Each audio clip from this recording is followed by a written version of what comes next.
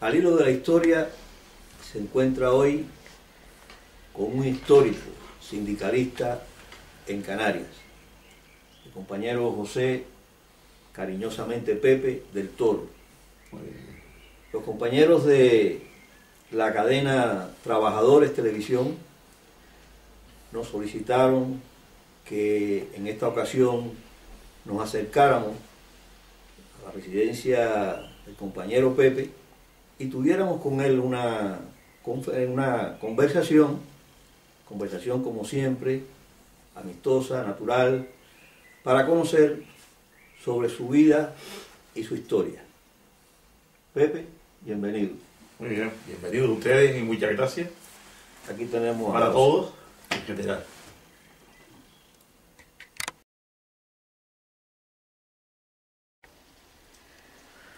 Bien, vamos a identificar ante todo al personaje. ¿Quién es José del Toro? Bueno, yo nací en el barrio de Vegueta, en la calle, concretamente en la calle López Botas número 42, porque antes se nacían las casas. Y bueno, nací de una familia humilde. Mi padre era represaliado político, mi padre había tenido consejos de guerra en la República, fue represaliado por el franquismo, por supuesto.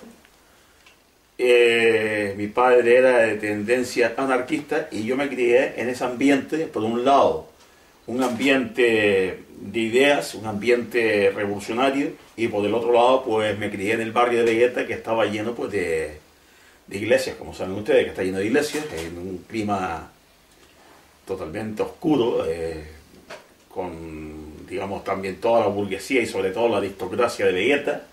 Nosotros éramos la parte de atrás de esa aristocracia donde vivíamos.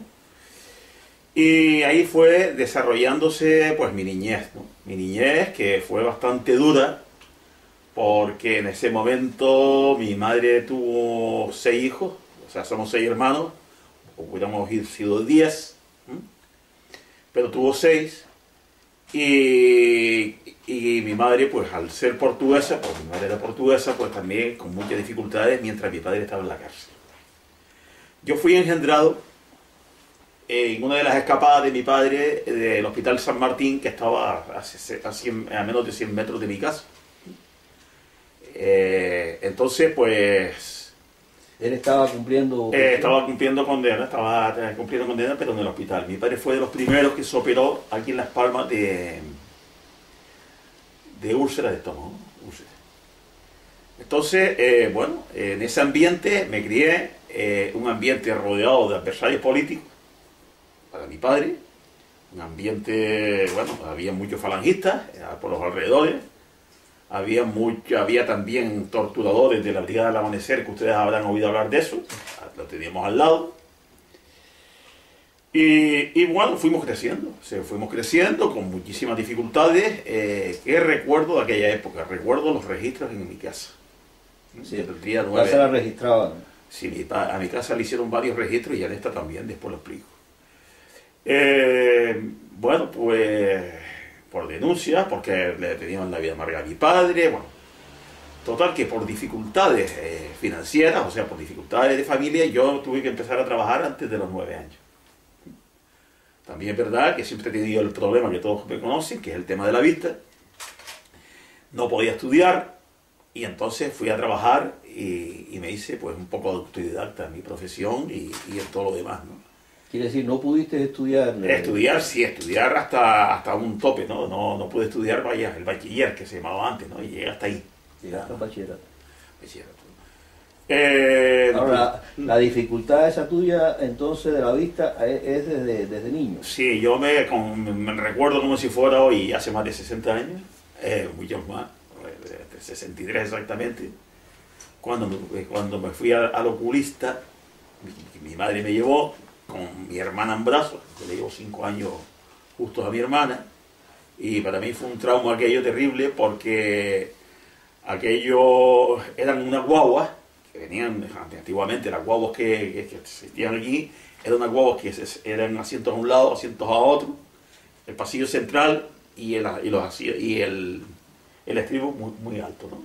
Mi madre se cayó con la niña, con un niño pequeño que era yo, que no veía bien, se rompió el tacón y aquello fue, bueno, eso fue todo un espectáculo. Eso son recuerdos de mi niñez que las llevo grabadas para siempre porque después ocurrió todo lo que ocurrió, ¿no? Bueno, por supuesto, en las clases éramos los hijos de los rojos, éramos los hijos de los rojos. Mi padre ya había salido de la prisión y del hospital, pero tenía muchas dificultades. Había en el año 43, en marzo, yo todavía no había nacido, funda con mi tío lo que después fue Gráficas del Toro, que tuvo mucho que ver en la cuestión sociopolítica aquí en Canarias. Mi padre fue trabajador de la provincia. Hay que decirle que el padre de Alfredo Kraus, Otto Kraus, era el administrador, don Otto Kraus, y lo había mandado a buscar. Mi padre había sido ido huyendo con mi madre, lo había mandado a buscar a Galicia. Mi padre vivió en Galicia con mis suegros. Digo con mis suegros, con mis abuelos. Y entonces, bueno, pues vine para acá y yo nací pues el 23 de diciembre de 1943. Como dije antes, en la calle López Cota, ¿no? La infancia nuestra pues fue bastante dura, por lo que expliqué antes, ¿no? Mi madre era una señora portuguesa, con dificultades en el idioma. Éramos ya 3 hermanos, los 3 mayores, habíamos nacido. Y entonces, pues poco a poco, pues ya empezó, pues al fundar la imprenta con mi tío, pues empezó a mejorar un poco la cosa y llevábamos una vida de dificultades, pero bueno, bien. ¿En qué año se funda la...? La imprenta se fundó en marzo del 43. Marzo del 43. Sí. Sí, un poquito antes de tu nacer. 8 o 10 meses antes, ¿no? Ajá. Sí. Bueno, pues, ¿qué recuerdo que me impactó? Bueno, yo empecé a trabajar, aparte de todas las dificultades que teníamos en el colegio. Era un colegio laico, pero había mucha cuestión de religión, como todo Vegeta. Era el Colegio San Antonio, no el internado, sino el colegio. Y bueno, al empezar a trabajar con mi padre, no había cumplido los 9 años, porque los cumplía en diciembre y yo empecé a trabajar en septiembre, después de acabar las vacaciones del verano. Me recuerdo que al poco tiempo de empezar a trabajar, pues vinieron a identificar a mi padre 2 policías de lo que después fue la Brigada Político-Social, a molestarlo y tal. Lo metieron en un zaguán que estaba a 50 metros de mi casa y lo empezaron a cachear y tal. Yo me acuerdo que la impresión que tuve yo la primera fue darle una patada en las canillas a los policías. Porque estaban intentándole meter aceite de resino a mi padre en la boca. Al oír los gritos de un niño, los vecinos de arriba salieron, porque era de 2 pisos la casa terrena, y aquellos se marcharon, porque no querían problemas y se marcharon. Mi padre, pues ahí me dice, mi niño, pues no digas nada en casa para no disgustar a tu madre y tal y cual. Esta fue una de las impresiones más fuertes que yo recibí siendo niño, por el tema de mi padre, ¿no? Otro tema también que recuerdo mi niñez, pues fue aquí en el año 54, tenía yo 10 años, vino un sacerdote de Estados Unidos que se llamaba el Padre Peyton a hacer las catequesis, las misiones y todo aquello tal. Casualmente, y digo casualmente entre comillas, se paraban debajo del balcón de mi casa a decir una cantidad de disparates terribles, pecador, no sé qué, no sé cuánto y tal, todas esas barbaridades que a la gente que no pensaban como ellos pues las castigaban, ¿no? En ese aspecto. Yo, pues ni corto ni perezoso, me voy arriba a la azotea, sin que nadie me viera, cojo un cubo de agua y empiezo a tirarle agua a toda aquella gente. El agua caía y no se sabía de dónde era, ¿no? De la azotea, porque no me veía. No me veían ya el afán de aquello, ¿no? Son cosas de la niñez que recuerdo. Agua y no precisamente bendita, ¿no? No, efectivamente. Bueno, después, pues nada, mi casa era una casa que era un portón, con muchos vecinos, con baños comunes. Yo era muy feliz en algunos aspectos porque teníamos grandes azoteas para mí, criábamos gatos y en fin, en ese aspecto pues bien. eso lo combinaba pues con ir a la imprenta, que la imprenta la teníamos, como dije antes, en la calle Armas, ¿no? Ahí en Vegueta. ¿Aprendiste el oficio? Sí, sí, por supuesto. Yo a los 12, 14 años ya era oficial de primera. Yo era cajista de imprenta, ¿no? Mi padre me enseñó, y era, bueno, elegí la profesión quizás menos indicada para mis condiciones físicas. Sí, por la vista. Por la vista, claro, efectivamente, ¿no? Entonces, claro, en mi casa, ya después, cuando la cosa estaba un poquito más relajada, que después se puso otra vez dura, en mi casa, que era una galería, era un patio muy bonito, o sea, teníamos 2 habitaciones que daban para la calle Los Pepotes, y ahí venían pues los amigos de mi padre, que eran comunistas, republicanos, socialistas, anarquistas, algunos, pues a merendar, entre todos ponían un poco de idea y tal, se merendaba en mi casa y se hablaba mucho de política, teniendo a un torturador en la parte de abajo, que era un atrevimiento, y otro en la casa del lado, ¿no? Y ahí pues oía Radio Moscú, oía la Pirenaica, oía Radio Londres, por supuesto, la BBC de Londres, oía Radio París, y después se comentaba, ¿no? Se comentaba y tal. Bueno, yo pues empecé a tomar conciencia política con eso, precisamente, con esas cosas, ¿no?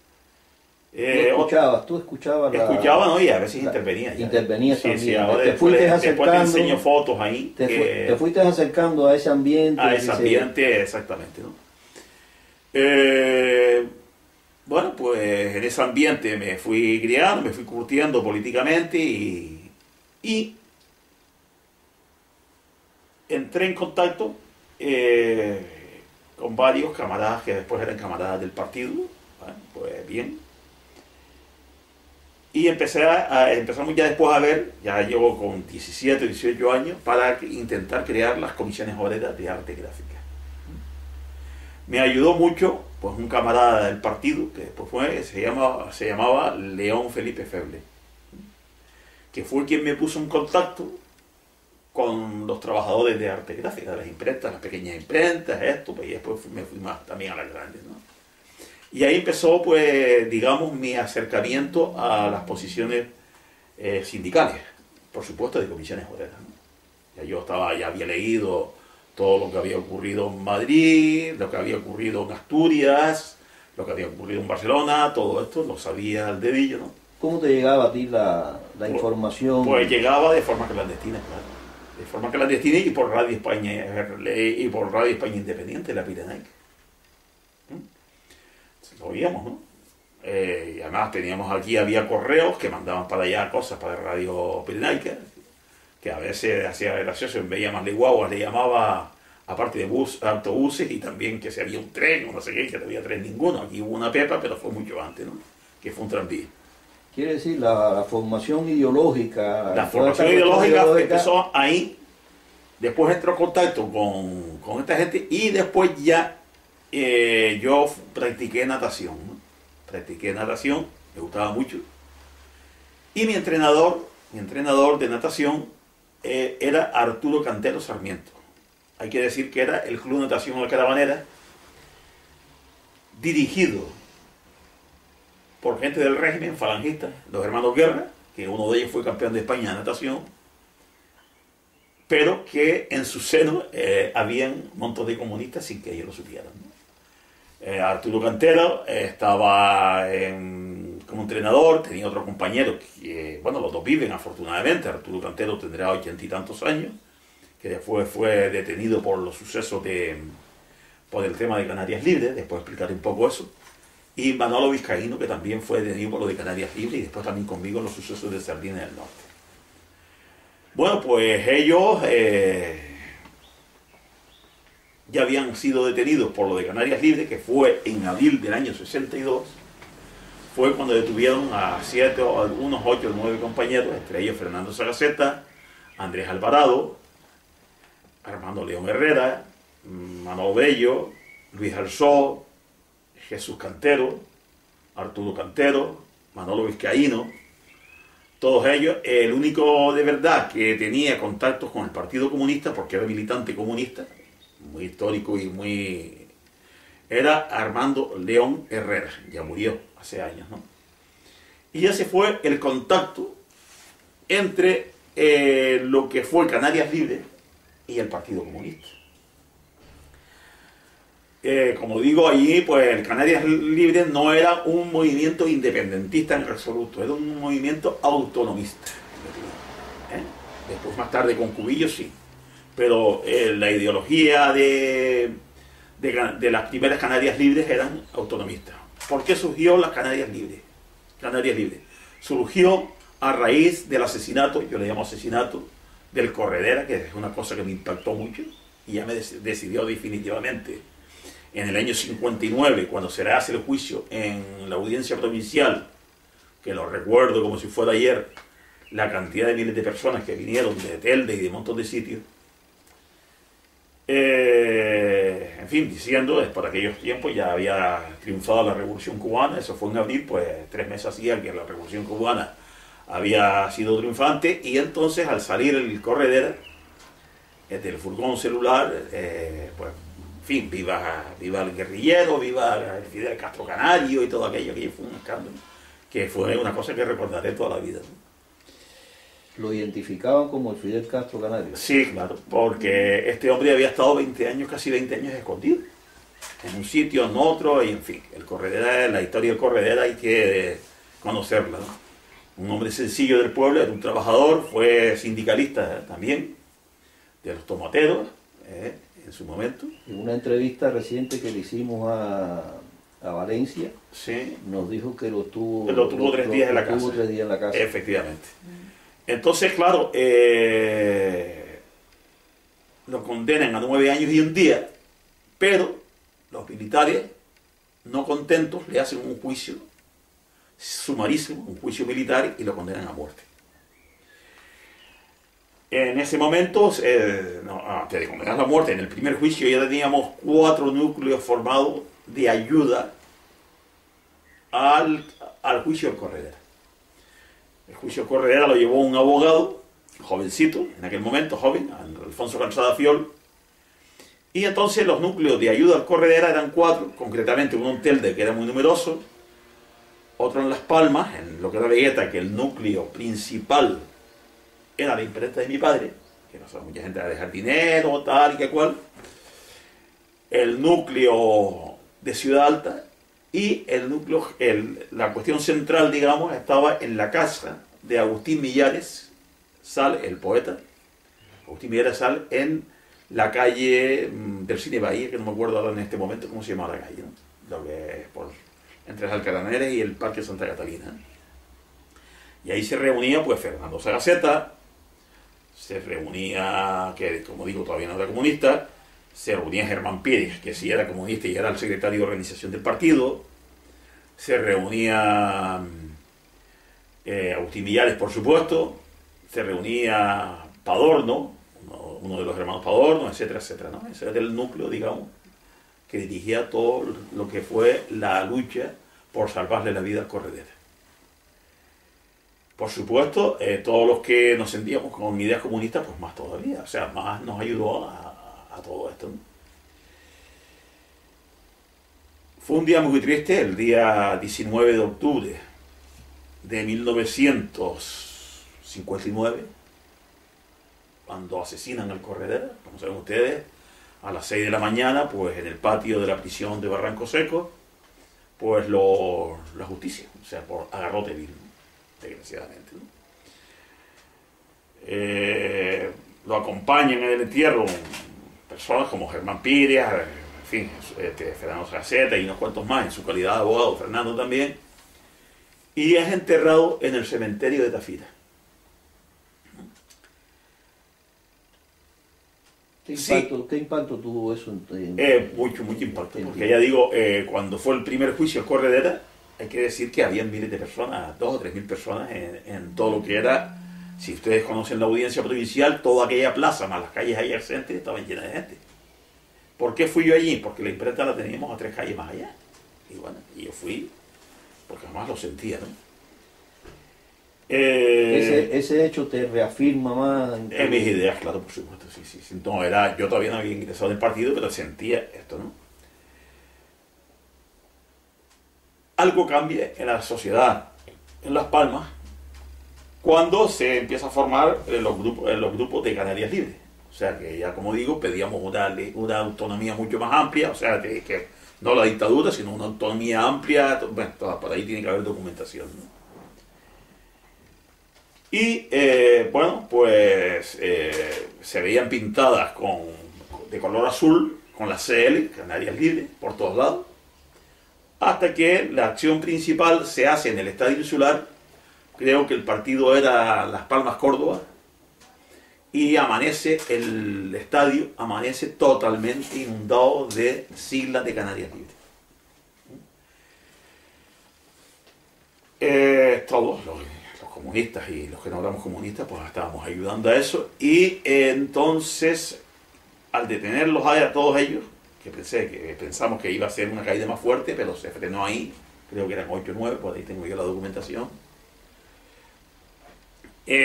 Bueno, pues fueron condenados a bastantes años de cárcel, fueron hasta el penal de Burgos, muchos de ellos, otros fueron al penal de Cáceres, etcétera, etcétera. ¿Qué pasa aquí después? Lo que pasa es que sigue, a pesar del terror que había, siguen las siglas de Canarias Libres. Siguen todavía durante 4 o 5 meses más, hasta que consideramos que ya estaba bien, porque claro, nos estaban vigilando a todos lados, ¿no? Porque bueno, hacíamos propaganda clandestina con métodos muy rudimentarios. Tengo que decir ya tú eras miembro de Canarias Libres. Bueno, simpatizante. Simpatizante. Sí. Ahí muchos de ellos han muerto, los que los mataron en la propaganda, otros no, otros están ahí. Yo recuerdo con mucho cariño a un zapatero comunista que se llamaba Bartolomé Pizá, que tenía una zapatería en la calle La Pelota, que después me ayudó mucho cuando fui mandado a prisión.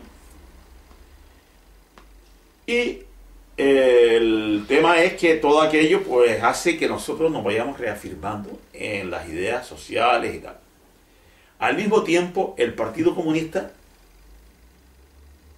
le llega en el año 61 un miembro que fue decisivo en las luchas obreras y populares y en el resurgir del Partido Comunista. En vez de estar en la clandestinidad total, pues ya salíamos a la calle. Ese hombre fue, que pese a todo, para mí tuvo una gran importancia, fue Toni Gaillard.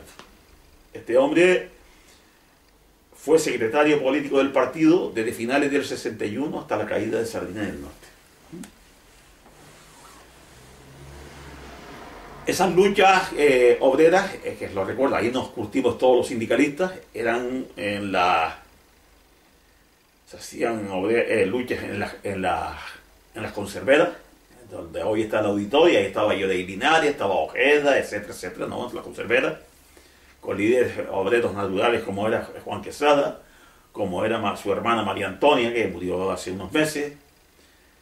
Y bueno, y después pues la fábrica fosforera Rumbo, que ahí trabajaba Félix Díaz, que afortunadamente todavía vive, y es un gran compañero mío del sindicato de toda la vida. Ya está jubilado, pero bueno, ahí está todavía.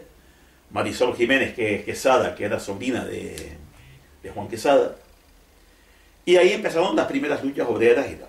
Pero concretamente, la primera lucha obrera que se hace de reivindicación política fue precisamente, la primera lucha obrera fue en la Cinza, que era la compañía de nitrógeno, ahí en Taliarte, ¿no? Estaba. Por pluses económicos, esto, lo otro, más allá. Eso fue en el año 61. Y en el año 62, ya con los miembros de Canarias Libres en la cárcel, se hace una huelga a nivel político en esa empresa. ¿Por qué? Porque resulta que Arturo Cantero Sarmiento estaba trabajando en ese momento, cuando fue detenido, en la fábrica Cinza. Y entonces se hace una huelga a nivel político de reivindicación, ¿no? La organiza el Partido Comunista. El partido. Sí. Entonces, y después ya las comisiones obreras en ciernes. O sea, todavía no estábamos las comisiones obreras organizadas, tal, muy cosas. Teníamos mucho la influencia del Partido Comunista, todo hay que decirlo, ¿no? Del PC. Desde el 61 hasta la caída del norte del 68, la caída de Sardina del Norte, hay una cantidad de luchas aquí increíbles. increíble, ¿no? En la construcción, en arte gráfica, por supuesto, en, en, en las conserveras, en las fábricas de tabaco, en todos lados, pues hay un montón de huelgas, por ahí están todas las reseñas más o menos de todas las huelgas que se hicieron, ¿no? Me acuerdo de una que era de los guagüeros, que tuvimos que ir a los bancos y era una cosa muy graciosa, ¿no? Pues claro. Y entonces nos cambiaban a perra chica, a la perra gorda y tal, dinero. Y entonces cuando íbamos a pagar la guagua, para que las guaguas fueran más lentas, las que estaban trabajando o que obligaban a trabajar, pues le pagábamos. No, mire, usted se ha equivocado al chofer, ¿no? No, mira, aquí hay tanto, yo le he dado a usted tanto, usted no me tiene que volver tanto, tal. Y entonces las guaguas se retrasaban, ¿no? Una forma de boicotear a todos estos bandidos, ¿no? En el año 66 hay una caída importante, hay unas detenciones porque hicimos la primera vez que se hace después de la guerra civil al aire libre la celebración del 1 de mayo. Año 66. Año 66. 1 de mayo del 66 hay detenciones. Detienen a Armandito León, que fuera sobrino de Armando León. Le dan un muchachito joven, le dan una gran paliza, casi lo matan. Y hay detenciones. Armando León también lo detienen ese día. Y a un montón de nosotros íbamos con unas camisas rojas, porque uno de los botes que estaba era una pega de vela latina, creo que era el Tomás Morales, era rojo el color del bote, y nosotros pues teníamos la camisa del Tomás Morales. Y fuimos por todo lo que es la avenida marítima, pues que en ese momento todavía no estaba la avenida marítima. Fuimos en manifestación con nuestra bandera, nuestras historias, la bandera roja de los trabajadores, la policía carga contra nosotros a la altura del Parque San Telmo, y hay pues bastantes detenciones y tal, ¿no?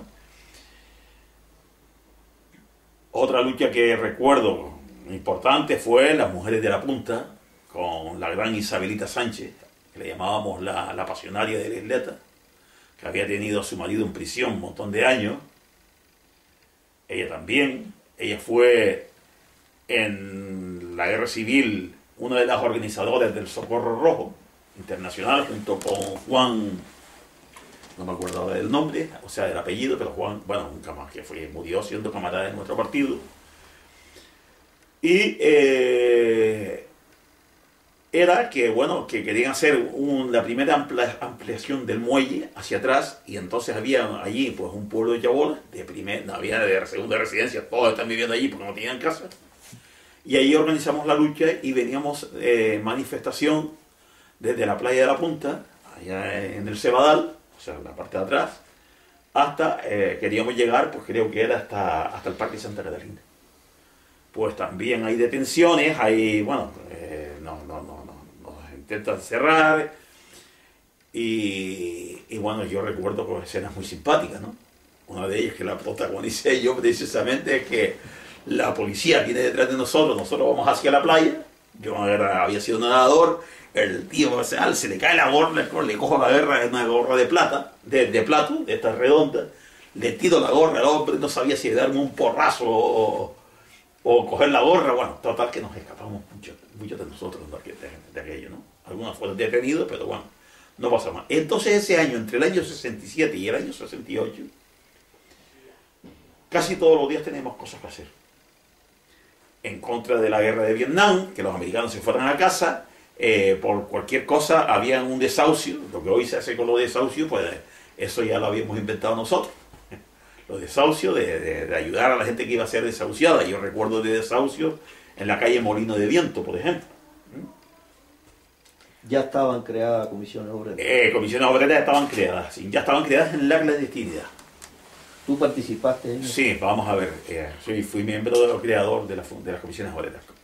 ¿Cómo decidimos a crear las comisiones obreras? Bueno, pues ya éramos muchos obreros que estaban en el partido, teníamos necesidad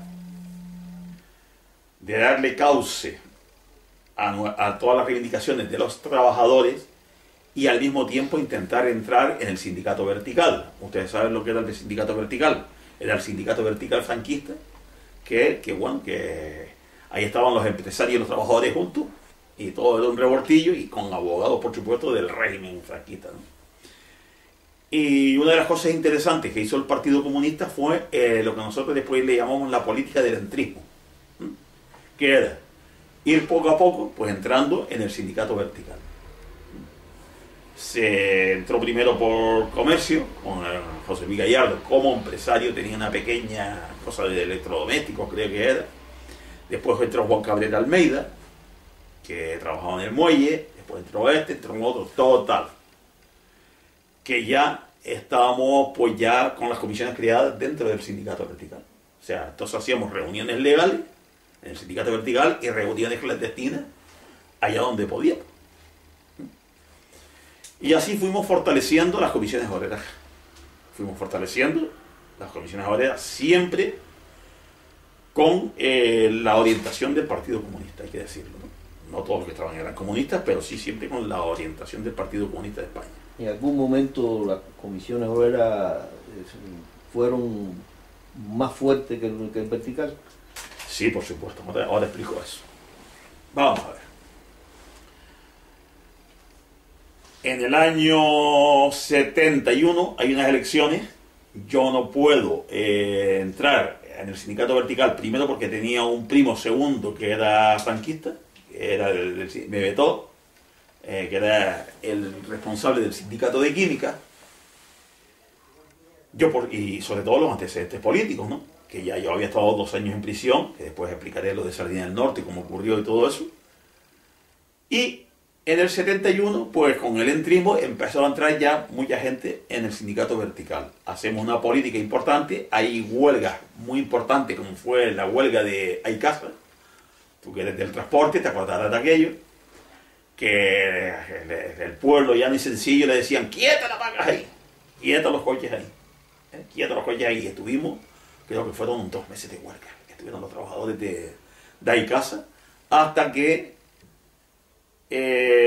se hizo la fusión para que después se llamó SACAI, ¿no? La Sociedad Anónima Laboral. Fue una huelga muy importante, en el transporte aquí. Eso se hizo en el año 71. Por supuesto, todo el partido y todas las comisiones obreras nos volcamos en eso. Entonces, ya en la clandestinidad, ¿qué sindicatos estaban constituidos? El de arte gráfica, que era el responsable, claro. El del transporte, que estaban ahí medio por medio de Telefónica, que era muy importante, con Felipe Marto, que había llegado en el 71 a Las Palmas precisamente. El del puerto, de los trabajadores del puerto, con Juan Cabrera Almeida. La construcción con Marcelino Galindo en su momento y con Félix Díaz, que todavía vive, etcétera, etcétera. Pues ahí estaban ya las comisiones obreras hechas. Teníamos contactos, ya se había hecho la Asamblea de Barcelona, la famosa Asamblea de Barcelona, que fueron 3 o 4 compañeros de aquí. Y el 71 pues fue también un año de muchas huelgas. Fue la huelga en la construcción, la de Colomina. En fin, fue muchísimas huelgas, ¿no? Ahí está en la documentación. Hasta que decidimos ya entrar de lleno y copar los puestos del sindicato vertical. Que nos costó mucho convencer a los antiguos camaradas del partido, que no lo entendían.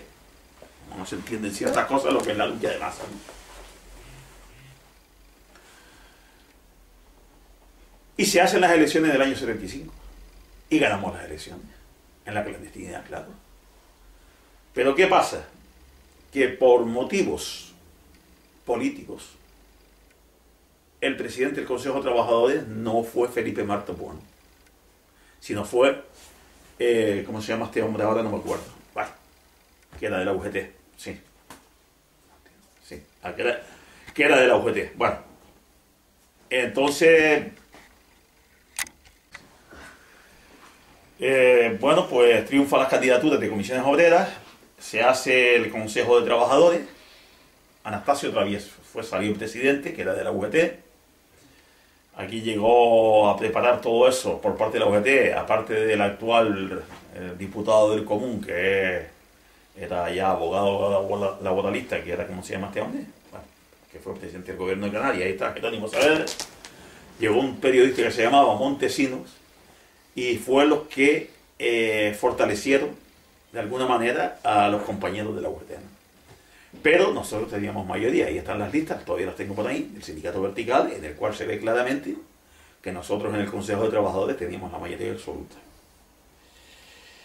La UGT quiere romper aquello, pero nosotros decíamos que todavía era pronto, que tranquilo, que teníamos que tener a la clase trabajadora con nosotros, ¿no? La UGT primero alquila un local, que creo que estaba en la calle Travieso, para romper todo aquello, y nosotros seguimos en el vertical, pero ya con las miras puestas también en crear las condiciones obreras de una forma organizada. Y organizamos el primer local de comisiones obreras, aparte de los locales de los abogados laboralistas, que tengo que decir que gracias a los abogados laboralistas que hay que hacer un monumento, porque se portaron de maravilla y nos formaron políticamente, no tanto políticamente como sindicalmente, y en las cuestiones técnicas, ¿no? Para después ser dirigentes sindicales, ¿no? Ahora, yo quisiera que me aclararas una cosa porque me quedo un poco confuso. Cuando tú hablas de que UGT quiso romper aquello, quiere decir que en el seno de ese movimiento de las comisiones obreras que se estaba conformando, de ir penetrando en el sindicato vertical, ya habían corrientes que no eran muy favorables a eso y querían quizá un poco... hacer la ruptura antes de tiempo con el sindicato vertical. Exactamente. Para hablarlo claro. Y claro, si no podemos hacer una ruptura si no tenemos a los trabajadores detrás. Exactamente. Ok, bueno. Y ganamos las elecciones, como digo. Y o sea, que la mayoría que triunfa es la línea de seguir lo que estaban planteando comisiones obreras, de ir... Exactamente. Bueno, perfecto. Entonces, aparte, como digo, de los locales de los sindicatos laboralistas, estaba el de Seraceta, estaba el de Augusto Hidalgo, que hizo mucho por las comisiones obreras, estaba Carlos Suárez, por supuesto, también, que en un momento determinado fue el secretario político del partido durante un año, por ahí, en el año 69 concretamente, finales del 68 y principios del 69. Y bueno, pues el primer local lo conseguí yo para las comisiones obreras, en la clandestinidad. Allí fue cuando nos dieron, ya estábamos instalados allí, cuando legalizaron las comisiones obreras, que como saben ustedes fue legalizada después que el Partido Comunista. O sea, primero legalizaron al Partido Comunista de España y después legalizaron a las comisiones obreras 8 días después.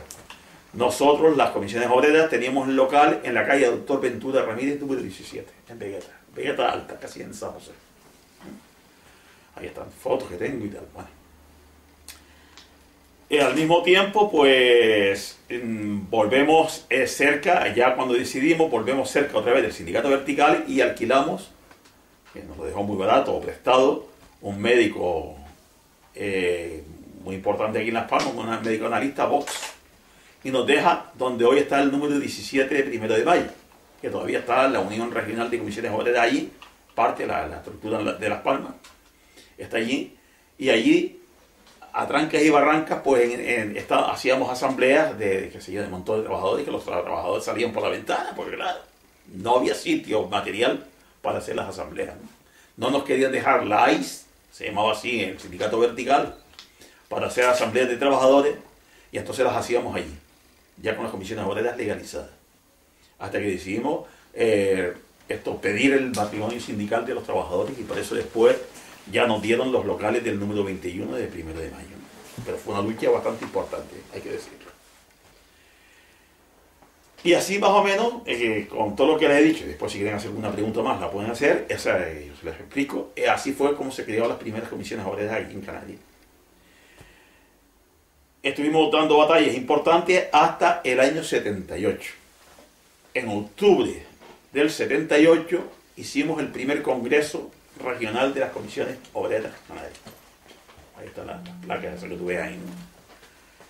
El primer congreso de las comisiones obreras canarias en el año octubre del 78. Pero habían dos corrientes, una más en la línea oficial del equipo de José Carlos Mauricio, que bueno, ya ustedes ven dónde ha terminado, y otra pues las que pensábamos que teníamos que haber una ruptura política en vez de los pactos de la Moncloa y todo lo demás, y qué tal. Bueno, llegamos a ese congreso con una batalla interna dentro del sindicato bastante fuerte, pero después se llegó al acuerdo, bueno, que en bien de los trabajadores y tal, de tener tanto un consejo de trabajadores a nivel de Canarias como una ejecutiva, pues más o menos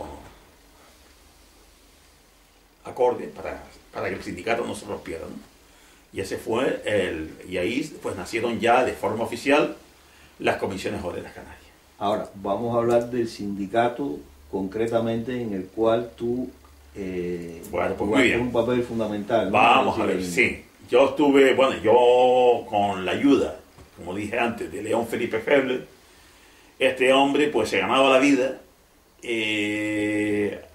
recogiendo trabajos a comisión, trabajos de imprenta a comisión, entregaba unos trabajos aquí, otros allá y tal, y se ganaba la vida de esa forma, ¿no? O sea, León Felipe porque había sido represaliado político junto con mi padre y fue uno de los últimos trabajadores dirigentes de la Federación Obrera de Canarias, aquí, en La Palma, ¿no?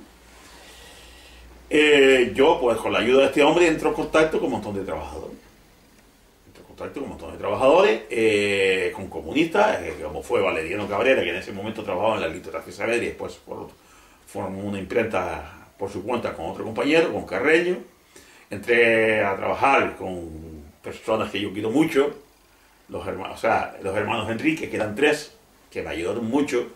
Ya hoy uno está enfermo, o sea, ya murió, perdón, que es Teodoro Sánchez Bodo.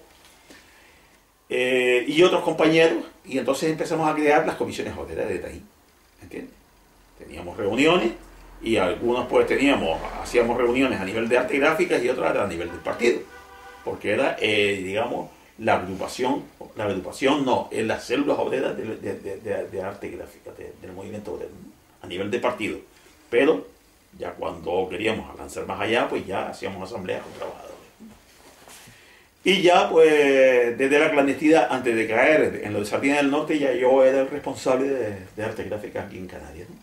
En Canarias, no, en Gran Canaria. Sí, yo he querido enfocar el tema en función primero sindical, sí, antes de hablar del tema de la cuestión política. ¿Cómo bueno, es que te acerca a la política? Primero vamos a terminar con la cuestión sindical. sindical. Bueno, pues yo entonces, ya digo, con los hermanos Enríquez, con lo que dije antes, con León Felipe y con varios más, pues me ayudaron mucho a trabajar y a entrar en contacto con los trabajadores, porque antes había mucha imprenta pequeñita en Las Palmas, ¿no? Pero me di cuenta que por mucha imprenta pequeñita, si no íbamos a las grandes, ¿y cuáles eran las grandes? Las grandes eran la litografía Saavedra, que en un momento determinado tuvo 200 y pico trabajadores. Las grandes eran las cartoneras del sur, de Telde y todo eso por ahí, las cartoneras que estaban en Las Torres, etcétera, etcétera. Y la idea pues era eso, para poder negociar los convenios el día de mañana y tener fuerza, pues eso fue, ¿no? Y entonces la primera ejecutiva, y voy a esto, la primera ejecutiva en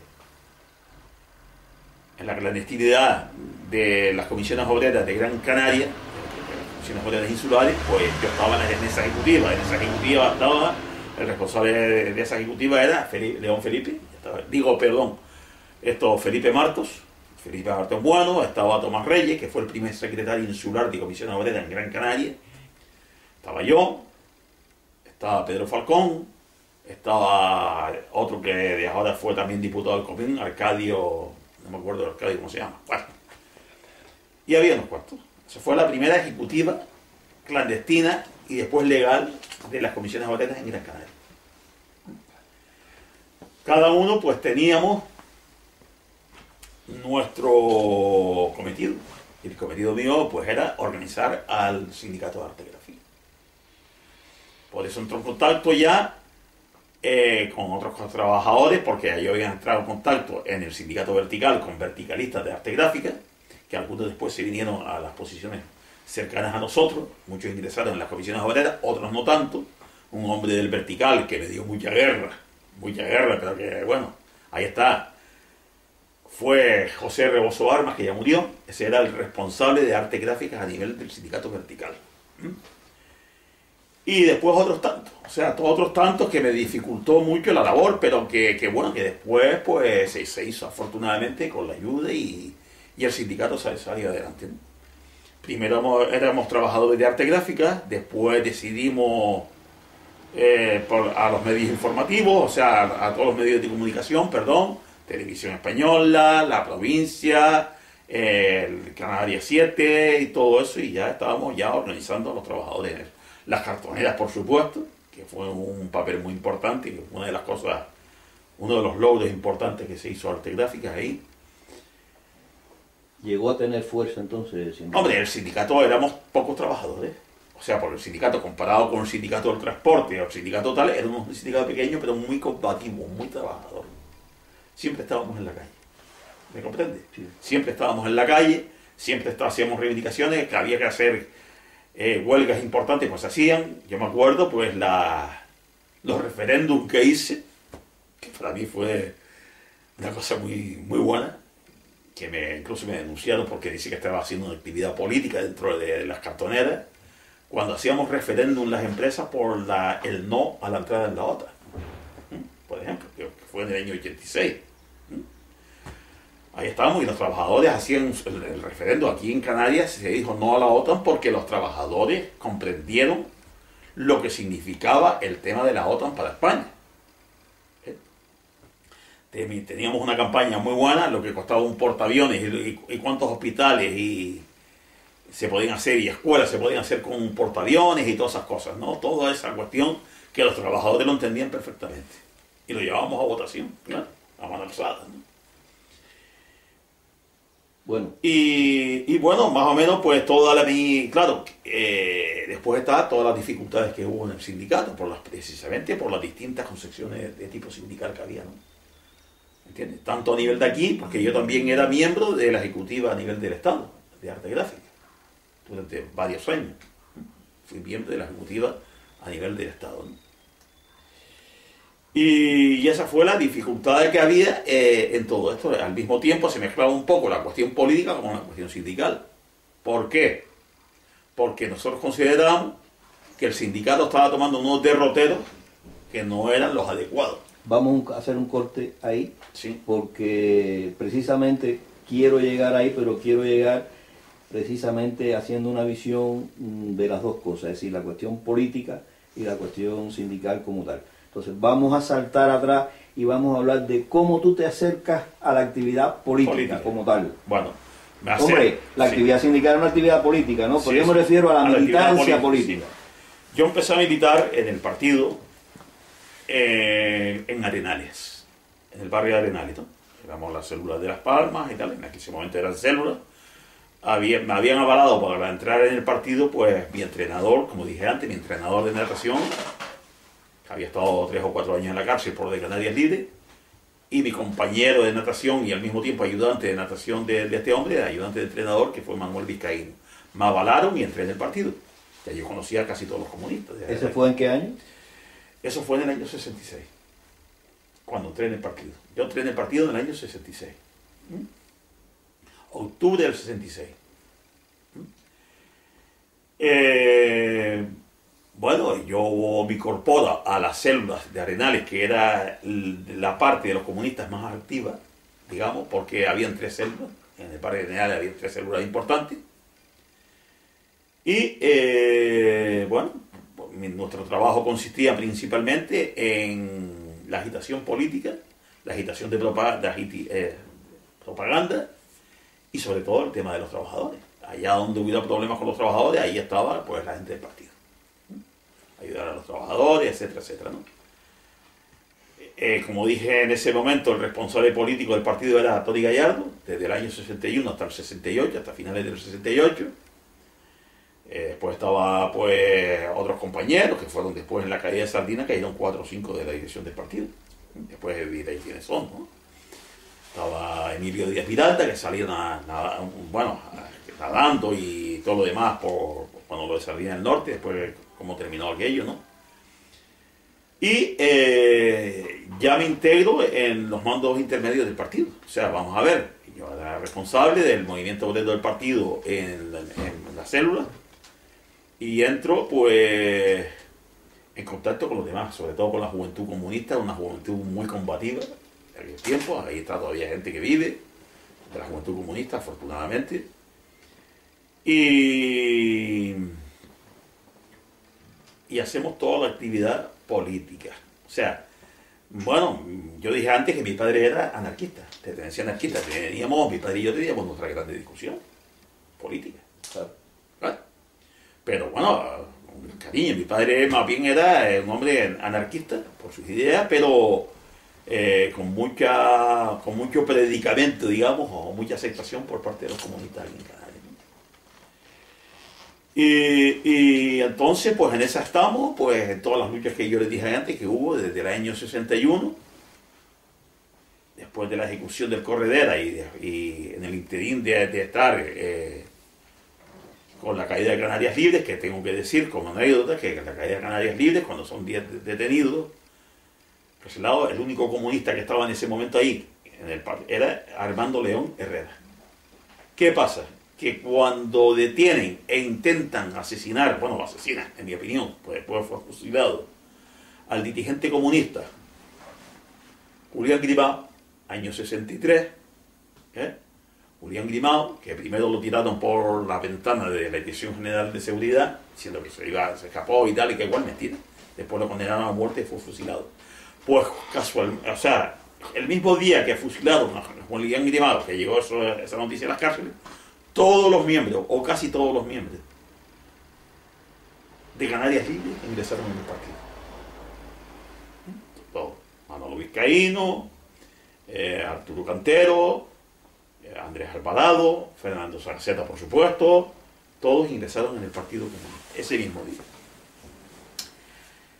Y ahí estamos, la actividad política era esa, pero ya con muchísimos problemas, ya en algunos aspectos de tácticas, muchos en el partido, claro, habían sufrido una represión espantosa después de la guerra civil, pues no entendían la forma de luchar nuestra de salir a la calle, como era lo que se llamó, por decir, salir a la superficie.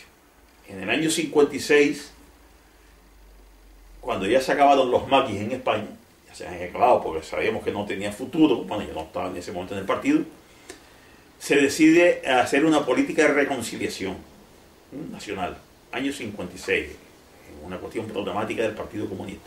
Muchos no lo entendieron, qué es lo que significaba eso, ¿no? Y ahí empezó las primeras disidencias del Partido Comunista de España, de España, ¿no? Y eso también, al cabo de años, se llevó aquí a Canarias, ¿no? Bueno, pues ahí estamos, ¿no? Ahora, Sí. había Sí. un trabajo Sí, muy coordinado, o sea, un trabajo dirigido por el partido, digamos que en el movimiento sindical. sí, por supuesto. Había una estructura que después se cambió, o sea, en la práctica eso no existe como tal. Que haya ese vínculo del partido. Ahora no, ahora ya no. Exactamente. Ahora ya no, al cabo de años, no, desgraciadamente. Y digo desgraciadamente, ¿por qué? Porque hoy la cuestión ideológica de las comisiones obreras, ya ven ustedes lo que ha hecho. Ha hecho pactar con la derecha en muchísimas, y así les ha ido.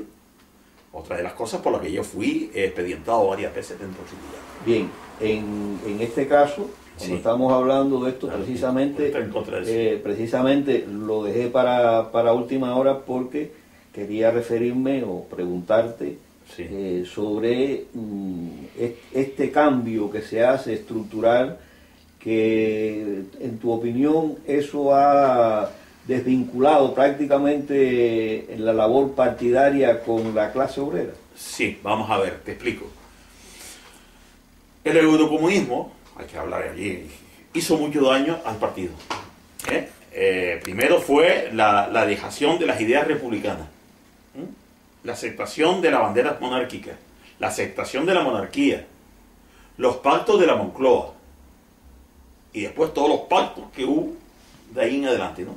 Todo eso debilitó al partido, lo debilitó totalmente, porque había mucha discusión, había disidencias, pero muy importantes, ¿no? Que no entendíamos nosotros qué es lo que era. Nosotros estábamos por la ruptura política, o sea, la ruptura con el franquismo y el franquismo seguía siendo Juan Carlos, el rey, ¿entiendes? Y nosotros estábamos en contra de todo eso, ¿no? Ahí había mucha disidencia, y eso se llega también al seno del sindicato de la Comisión Obrera. ¿Me comprende? Entonces, a nivel de movimiento obrero, el partido se fue debilitando.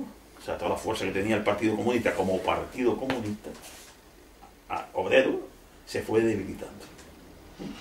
Precisamente por esos devaneos, en mi opinión, de tipo ideológico que hubo y que llevó al partido a casi desaparecer, como en este momento el PC, que fue un partido histórico, como saben ustedes, pues ha desaparecido prácticamente, está desaparecido, en mi opinión.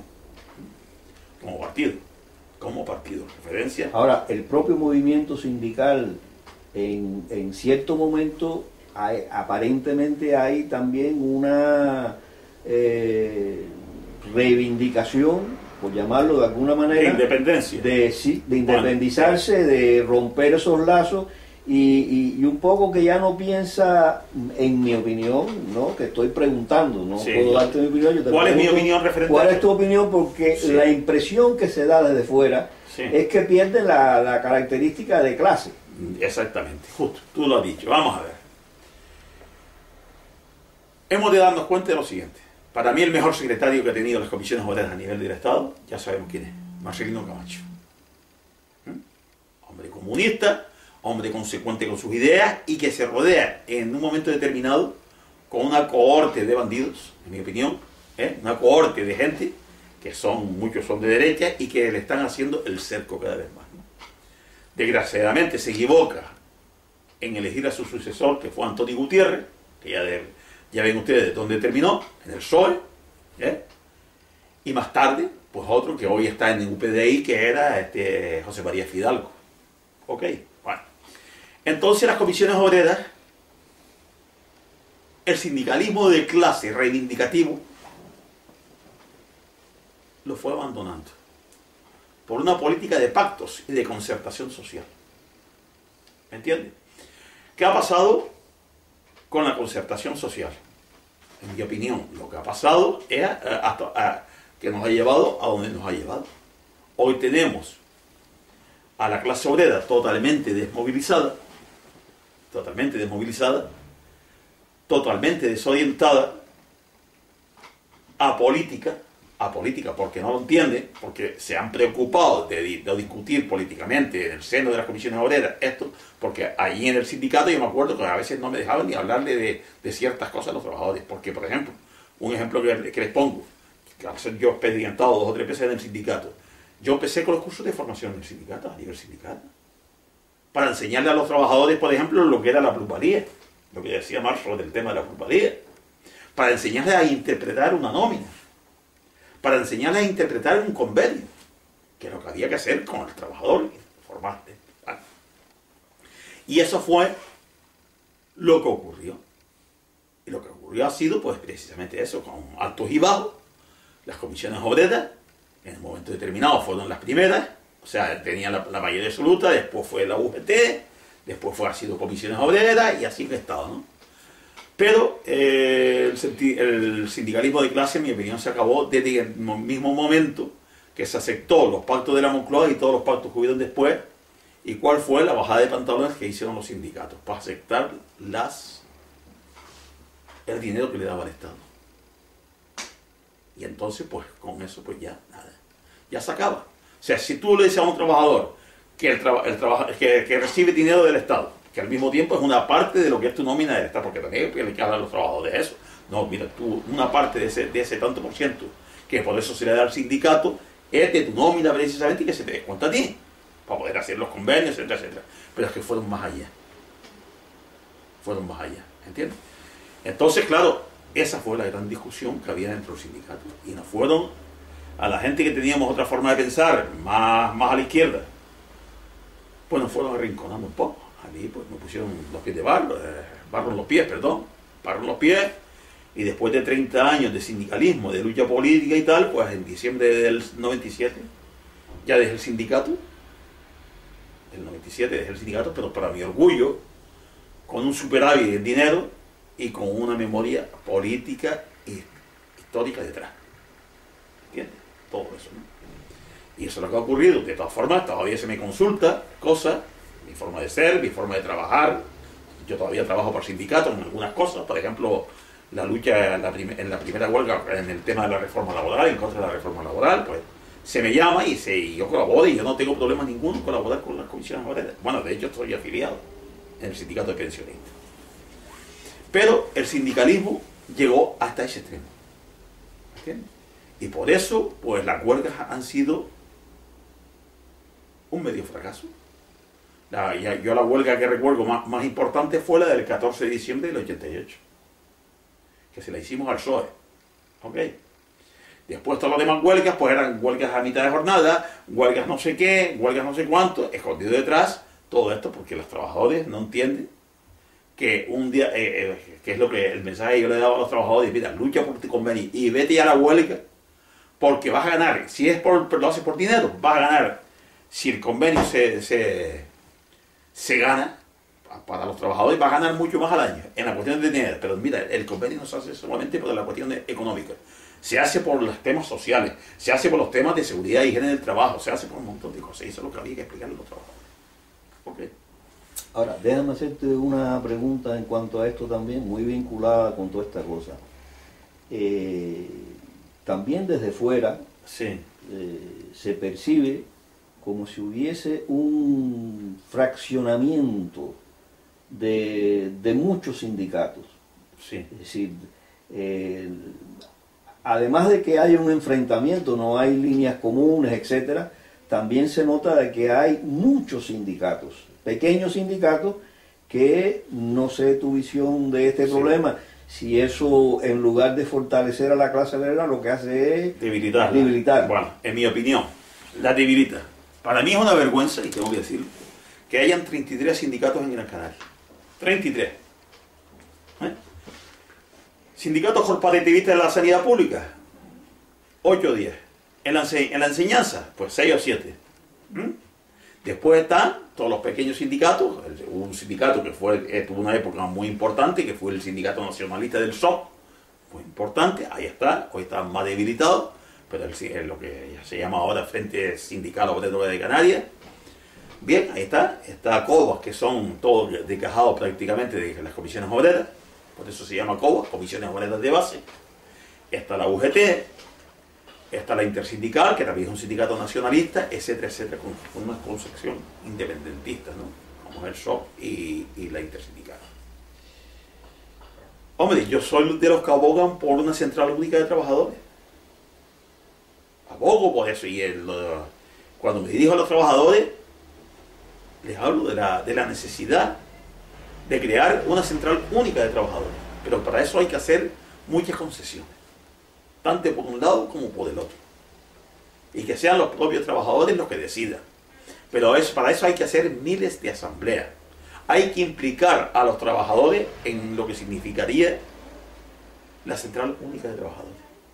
Ahora, en este momento existe una cosa que se llama Asamblea por Gran Canaria, en la cual yo he asistido 2 veces a 2 reuniones nada más.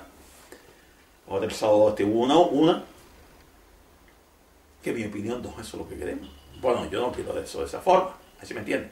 Pero eso, si no lleva aparejado el intentar crear una central única de trabajadores, eso no sirve para nada. A pesar de que se han organizado las 2 huelgas que se han organizado en el año pasado, ¿no? Y esto es lo que hay. O sea, esto es lo que hay. ¿Me entiendes? La central única de trabajadores. Fortalecida, y por supuesto, si es un sindicato de trabajadores, tiene que ser un sindicato de izquierda. Porque entonces, si no, no es un sindicalismo de clase. ¿Ok? En mi opinión. Y en eso estamos. En eso estamos. Bueno, hoy, a mis 69 años, me encuentro con que ocurre lo que ocurre aquí. Como dije antes, 6 o 7 sindicatos corporativistas en la sanidad, otro tanto en la educación, y todos los demás sindicatos. Y eso no va a ningún lado. Porque son intereses distintos también. ¿Comprendes? Son intereses distintos. Aunque cada vez la clase obrera, por la necesidad, se están proletarizando. Dicen que la proletaria ya no existe, mentira. Cada vez los trabajadores tienen más necesidad, cada vez están más explotados y terminarán por unirse todos. Porque hoy hasta los médicos están explotados. Los profesores están explotados. Tengo amigos que trabajan 40 y pico horas semanales. Tengo amigos que querían, profesores, que querían que llevara 160 alumnos imposible, ¿entiendes? Están explotados y se vuelven locos, ¿entiendes? Entonces, este es el tema, ¿entiendes? ¿Qué le decía? No, te iba a preguntar en esa misma línea que estás abordando, si tú crees que solamente con reivindicaciones de carácter económico la clase obrera puede llegar a algo. No, tiene que ser también reivindicaciones de tipo político. Hay que cambiar el modelo de estilo político porque, claro, pasa lo siguiente. Por ejemplo, las políticas neoliberales implantadas por el PSOE, el Partido Socialista Obrero Español, y el Partido Popular nos ha llevado a donde nos ha llevado. Entonces, las reivindicaciones económicas por el economicismo para la clase trabajadora es un fracaso, en mi opinión. ¿Entiendes? Si no le das una orientación marxista, si no le das una orientación de lo que queremos, una sociedad socialista. ¿Entiendes? Pero que de verdad sea socialista. ¿Me estás entendiendo? Pero eso va a ser difícil, pero bueno, yo, esa utopía, como nos llaman algunos, pues bueno, yo soy un utópico. Yo creo en eso. ¿Entiendes? Ahora, un sindicato que vaya a la reivindicación economicista solamente es un sindicato que tiende al fracaso. Por último, te quiero hacer una pregunta. ¿Qué impresión te da a ti esta última reforma laboral que se ha establecido en España, a nivel del Estado español? Pues mira, yo cuando empecé a leer aquello, yo no me lo quería creer. Digo, es imposible que esto se haga con la clase trabajadora. Imposible. Porque esto es volver casi al siglo XIX. Es que en algunos aspectos, en la clandestinidad y en el franquismo, a pesar de la dictadura, en algunos aspectos estaban mejor. No en el aspecto económico, sino en ciertas reivindicaciones de tipo social. Pero es que hoy te echan a la calle por 4 perlas, si es que te dan las 4 perlas. Hoy no hay convenios para los trabajadores. La negociación colectiva que la creó el franquismo en el año 58 con la ley de convenios colectivos, con José Solís Ruiz a la cabeza, que era el presidente, era el ministro de Trabajo, ¿entiendes? ¿Está? Bueno. Pues el amigo Roberto me dice cuál es mi impresión sobre el tema de la reforma laboral que implantada por el gobierno del Partido Popular. Bueno, horrorosa. O sea, mi impresión es horrorosa. O sea, aquí el Partido Popular ha engañado a todo un pueblo, ha engañado al pueblo de todo lo que había dicho en su programa electoral. Todo ha sido mentira. No ha tenido el capitalismo, no ha tenido más remedio que hacer esto, en mi opinión, para sus intereses, claro. Lo hace porque dicen que no ha habido más remedio, como se... Mentira.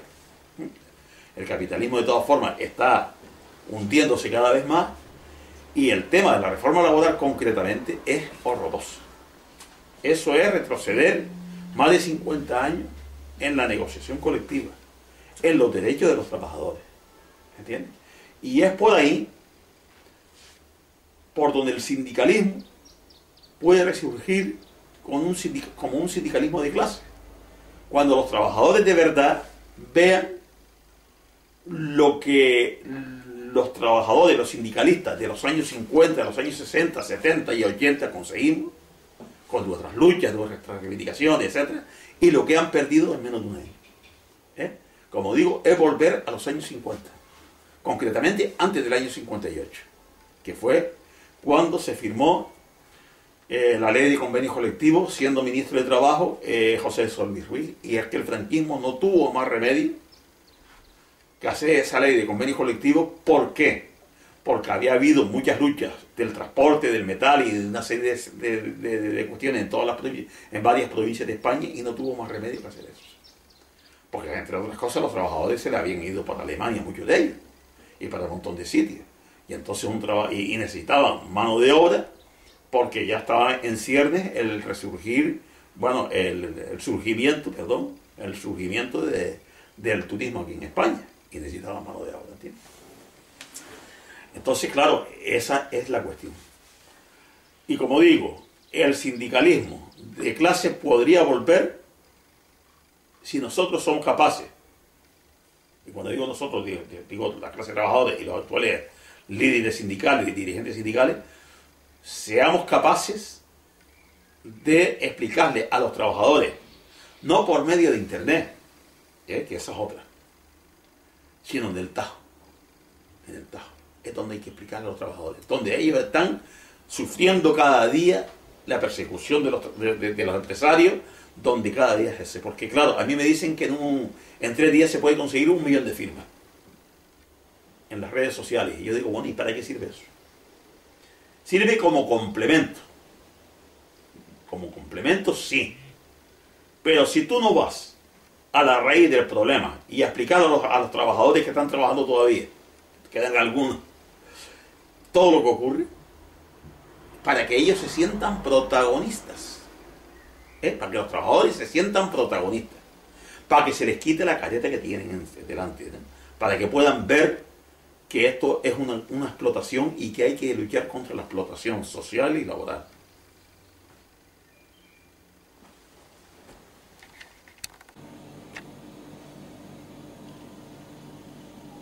Buenas tardes, me llamo Jacinto Enrique Sánchez y me han venido a mi casa para hacer una entrevista sobre la historia del compañero y camarada y gran amigo Pepe del Toro.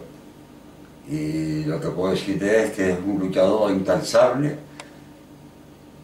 Hemos estado en la lucha cuando la época del señor Francisco Franco, para tirar el sindicato vertical abajo por comisiones obreras, aunque nosotros queríamos hacer un sindicato unificado, pero la cosa cambió y hemos estado ahí luchando hasta hemos conseguido un logro.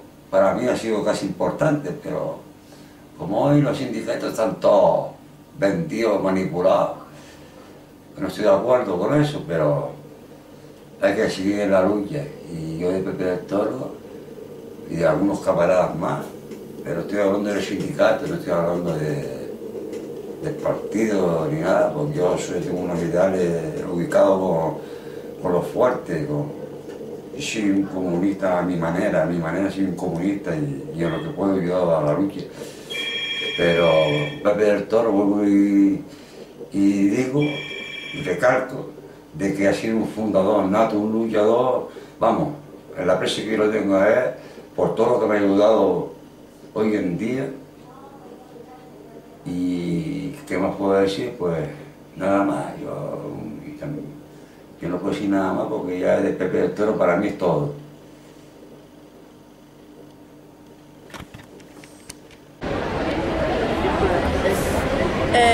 Bueno, yo soy Estefanía de la Juventudes del PCPC y a ver, yo creo que Pepe del Toro ha supuesto ser para las juventudes, ¿cómo decir? Aunque no esté militando específicamente, aunque su nivel de compromiso por diversas razones, por edad y otras cuestiones, pues no sea igual que el de otros camaradas que hayamos podido ver, pues no sé, creo que supone ser un ejemplo de cómo a su edad puede seguir uno teniendo un fervor revolucionario todavía, cómo se puede no sé, seguir tratando de confrontar con el resto de los camaradas para llevar adelante la política que uno cree que es la correcta. Y eso, no sé, en general pues nos alegramos mucho de tenerlo a nuestro lado, nos alegramos mucho de que insista mucho en sus críticas y eso creemos que es muy...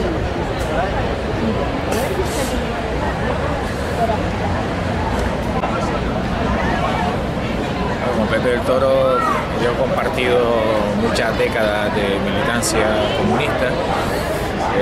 Pepe siempre ha sido un hombre absolutamente comprometido, una voluntad tremenda en su compromiso militante, y hemos tenido oportunidad de compartir experiencias en muchas luchas, en la lucha contra la OTAN, en la lucha en Tres Palmas, donde él estuvo viviendo muchos años.